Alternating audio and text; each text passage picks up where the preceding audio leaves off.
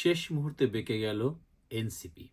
সাফ জানিয়ে দিল যে সনদের খসড়া তারা চোখেই দেখল না, যে সনদের কোনো আইনি ভিত্তি নেই, সে সনদে কি করে স্বাক্ষর করবে তারা।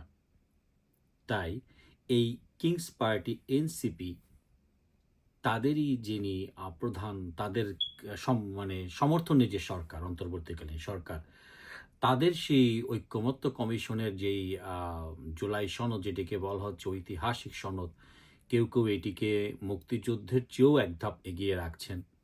এমনই সেই ঐতিহাসিক সনদ যার কলম এবং সব কিছুর জন্য আলাদা একটি জাদুঘরও তৈরি করা হচ্ছে, অথচ যাদের উপর ভিত্তি করে এই সনদটি আজকে বাস্তব রূপ দেখলো, তারাই কিন্তু এই সনদে স্বাক্ষর করবে না।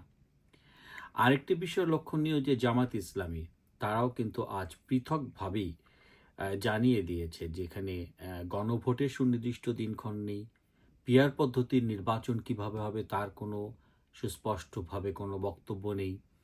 এমন সব বিষয় অস্পষ্ট রেখে যে সনদ ঘোষিত হচ্ছে, সেই সনদে স্বাক্ষর না করবার জন্য অনেক সিনিয়র নেতারা তাদের মতামত প্রদান করেছেন। ইতিমধ্যে বামপন্থী দলগুলো কিন্তু তারা অনীহা প্রকাশ করেছেন। তাহলে কেবলমাত্র বিএনপি যে কয়টি দল রয়েছে উল্লেখ করার মতো, তারা তাতে সায় দেবেন এবং তারা তাতে থাকবেন বলে জানিয়ে দেওয়া হয়েছে।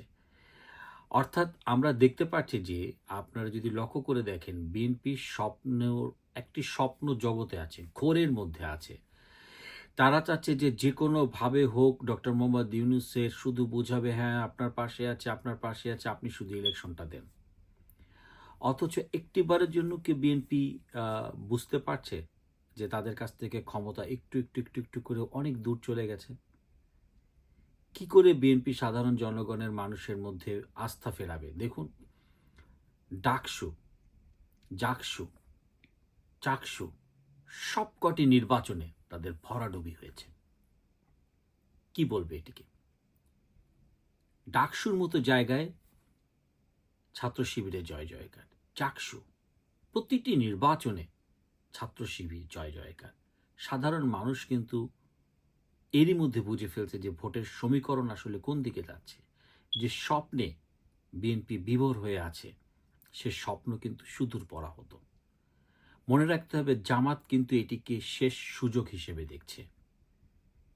সত্যিকার অবস্থাতে কিন্তু তাই। আজকে যে জুলাই বিপ্লব, সেটিকে যতই বিএনপি বলুক তারা আস্থা ছিল না। বিএনপি কিন্তু 15 বছরে তার কিন্তু মাত্র হাত তুলতে পারেনি। জামাত কিন্তু অর্গানাইজডভাবে জিনিসটি করেছে। তাদের বিভিন্ন শাখা উপশাখা, এনসিপি, অন্যান্য নামধারীরা তারা করেছে। আজকে যদি লক্ষণীয়, তারা প্রত্যেকটা ইলেকশনে তারা জিতছে। এগুলো কিন্তু ইন্ডিকেটর।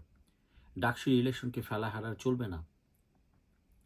আজকে প্রশাসনের কিন্তু সমস্ত জায়গাতে কিন্তু জামাত খুব ঠান্ডাভাবে, অথচ গণমাধ্যমে খবর আসছে, সামাজিক যোগাযোগের মাধ্যমে খবর আসছে, দখলদারিত্ব, চাঁদাবাজিতে বিএনপি এগিয়ে রয়েছে। কিন্তু মাঠ প্রশাসন এবং সব জায়গাতে, বেসিক্যালি ইউএনও, সবকটি জায়গাতে কিন্তু জামাতের সুবিস্তার শাখা প্রশাখা দিয়েছে।